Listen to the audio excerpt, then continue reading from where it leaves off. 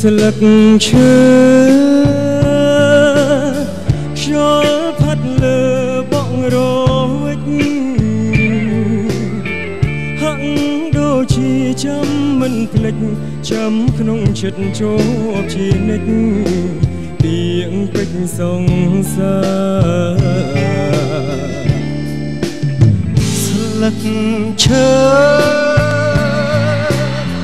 ខ្យល់ផាត់លើ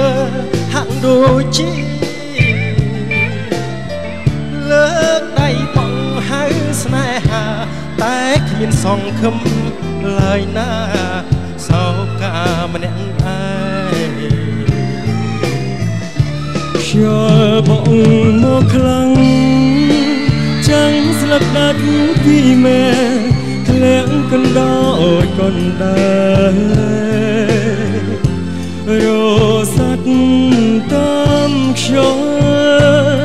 ម្នាក់ឯងឃើញតែក្តីអងសង្ឃឹម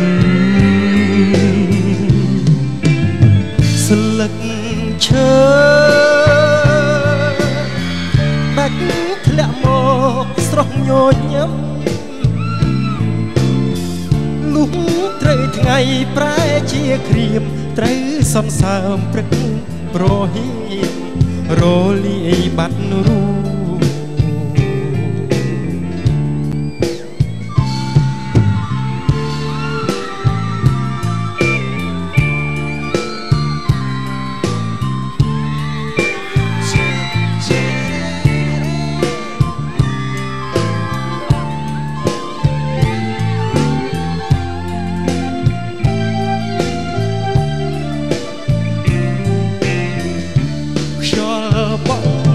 មកខ្លាំង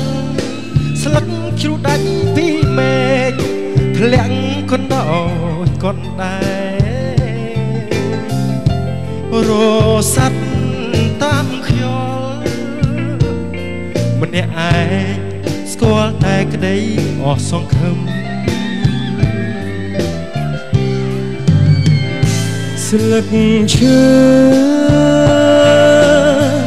ដាច់ធ្លាក់មកស្រង់ញញឹមលងត្រូវថ្ងៃប្រែជាគ្រាត្រូវសន្សើមព្រឹកប្រហៀមរលាយបាត់រូរលាយបាត់រូរលាយបាត់រូ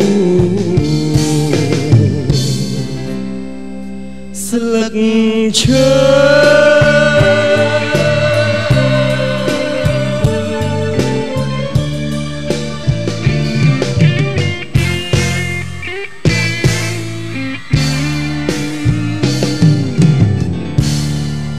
អរគុណ